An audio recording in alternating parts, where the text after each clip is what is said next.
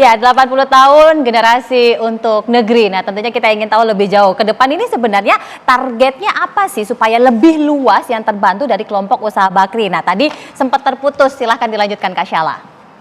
Ya, jadi dari kelompok usaha Bakri ini untuk kegiatan CSR terutama dipersatukan oleh Bakri untuk negeri, kita tuh selalu berlandaskan kepada trimata Bakri, yaitu keindonesiaan, kemanfaatan, dan kebersamaan.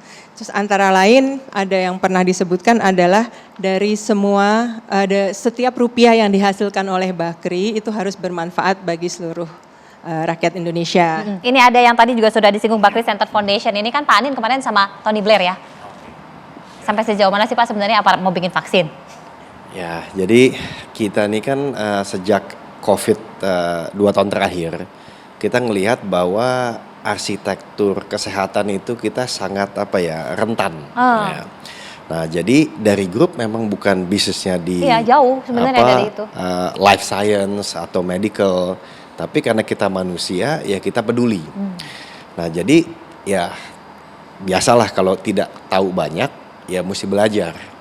Nah, kita melihat ya karena hubungan baik dengan Inggris, kita melihat dari Yayasan Tony Blair Institute, ditambah lagi Larry Ellison Transformative Medicine, dan kita ketahui Larry Ellison itu pendiri daripada Oracle, jadi ilmu cloud computingnya kuat. Dan yang ketiga Oxford University, itu juga kuat sekali life science-nya. Kita bersama Bakri Center Foundation ingin menyajikan sesuatu buat B20, apa nih dari sisi arsitektur kesehatan ini. Jadi kita akan fokus di 3 hal. Yang pertama vaccination hub untuk istilahnya Indonesia di regional Southeast Asia. Vaccination hub itu bukan hanya buat COVID, tapi juga buat dengue fever, lalu juga malaria, tuberkulosis yang jumlahnya 1 juta per tahun. Nah ini nih nggak bisa kita tidak mempunyai kekuatan residensi sendiri. Yang kedua juga genomic sequencing, karena semua ini sekarang udah ada ilmunya, bisa ditebak kira-kira patogen apa berikutnya.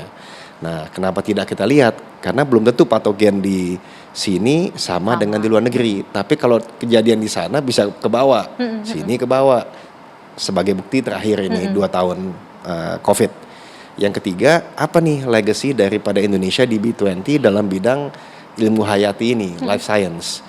Nah, jadi ini yang kita lagi seriusi dan hasilnya murni kita akan berikan kepada B20 untuk disajikan kepada 20 pemimpin dunia. Jadi Indonesia bukan saja menjadi pemakai vaksin, tapi juga memikirkan ke depannya bagaimana.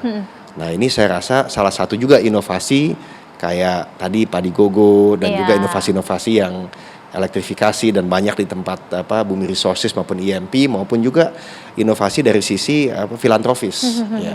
Karena memang ya kita mesti kerjasama lah, zamannya mesti kolaboratif. Tapi targetnya kapan itu Pak akan terrealisasi? Kita berharap di tahun ini juga sudah ada suatu yang bisa di-showcase. Mulai dari public policy statement yang bisa dikontribusikan, sampai syukur-syukur ada kerjasama di bidang industri. Karena jumlah import kita juga nggak kecil daripada barang-barang medis, vaksinasi. Tapi tentu karena kita baru ya kita ingin bekerjasama dengan yang sudah tahu. Yang sekarang ini belakangan lagi hits itu kan soal emas. Nah ternyata kelompok usaha Bakri ini juga ingin memanfaatkan setiap rupiahnya agar bisa untuk kemajuan bangsa. Salah satunya tambang emas yang dikelola oleh Bakri Group. Nah Pak Aga, sampai sejauh ini kita ingin tahu nih progresnya sampai sejauh mana? Oke, untuk di Bumi Mineral sendiri kita memiliki ada 3 konsesi. 1 di Palu di mana sudah dalam tahap produksi. Saat ini kita berproduksi sekitar 500 ton per hari. Tapi kita juga lagi melakukan pembangunan pabrik baru. Harapan kita Juli atau Agustus ini pabrik 4.000 ton per day bisa operational. Nah, itu di Palu. Kedua, kita ada tambang juga di Gorontalo di mana itu lagi memasuki fase persiapan infrastruktur, melakukan pelebaran jalan dan juga mengerjakan eksplorasi. Nah, dan ini tambang ini sendiri terdiri dari 2, 1 emas dan 1 juga ada potensi tembaga. Di mana tembaga ini masih sedikit lebih jauh Tapi juga kita akan segera mengerjakan eksplorasi untuk di Gorontalo ini. Nah, buat yang di Aceh sendiri ini masih dalam tahap persiapan AMDAL dan juga pendekatan sosial kepada masyarakat.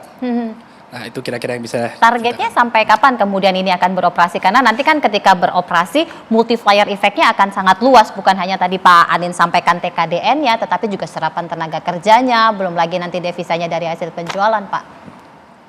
Nah, mungkin lebih cocok untuk tembaga sendiri, kita akan mengikuti peraturan perundang-undangan mengenai pembangunan smelter, di mana kita hari ini mengkaji bekerja sama dengan partner strategis atau akan mengerjakan sendiri. Nah, ini masih dalam tahap kajian, tapi kita juga mengerti bahwa pembangunan smelter ini sendiri akan menciptakan banyak nilai tambah kepada masyarakat setempat dan juga Indonesia, dan juga mengikuti program pemerintah juga untuk melakukan hilirisasi tambang. Tapi rencananya smelter itu akan dibangun di lokasi itu atau di tempat lain, seperti Freeport yang dilakukan di tempat lain? Masih, kita masih melakukan tahap kajian untuk tembaga ini, masih sedikit medium term ini. Jadi ada usaha untuk holistik secara menyeluruh, pengelolaan itu semaksimal mungkin dimanfaatkan untuk bangsa, kira-kira seperti itu ya Pak? Kurang lebih seperti itu.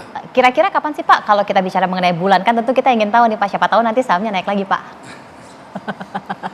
Ya, kita berharap semoga program eksplorasi ini lancar dan kita menemukan cadangan sesuai harapan lah. Baru dari situ baru kita lihat lagi. Kita geser nih, ada cadangan lain Pak kalau dari migas yang diusahakan Pak Eda.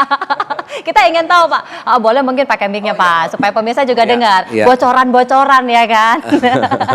Rencananya kalau untuk eksplorasi ke depan yang dalam jangka waktu dekat ini Pak? Eksplorasi ya, jadi kan yang tadi sempat saya sampaikan ke Mbak Manwara, bahwa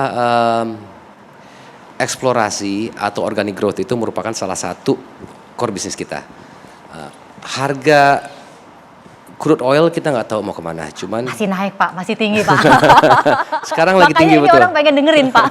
Sekarang lagi tinggi betul. Cuman kalau misalnya kita lihat nggak jauh deh, 2 tahun yang lalu itu pertengahan Maret 2020. Pas COVID lagi mulai merebaknya, itu harga drop sampai ke minus. Nah, itu yang orang nangis-nangis semua Pak. Jadi dan kemudian dalam setahun naik ke $60, sekarang $130. Artinya kan itu benar-benar volatility-nya tinggi sekali. Nah, dengan volatility yang tinggi ini kalau kita melihat harga minyak, baru kita decide untuk kita mau mencari minyak lagi atau enggak, itu sudah telat. Ketinggalan terus jadinya. Harga naik turun kita. Nah, jadi yang kita coba terapkan ini ya, regardless harga asal nggak terlalu swingnya nggak terlalu tinggi ya, tapi kita ada work plan budget yang kita buat sesolid mungkin supaya siap lah paling nggak. Jadi dari tahun ke tahun kita laksanakan budget itu. Kalau harga minyak naik ya kita naikin lagi lah sedikit. Kalau harga minyak turun ya bisa kita turunin sedikit. Tapi ada base-nya yang kita punya tuh.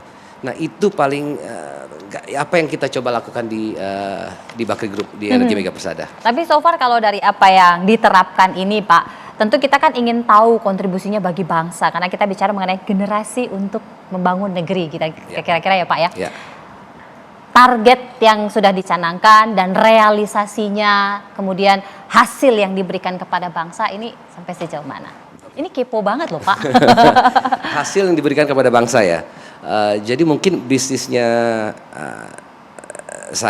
bisnis grup, terutama saya sama Pak Aga yang bergerak di bidang komoditas dan fossil fuel, itu kan dari Pak Aga mungkin ada seperti royalty tax ya Pak Aga ya.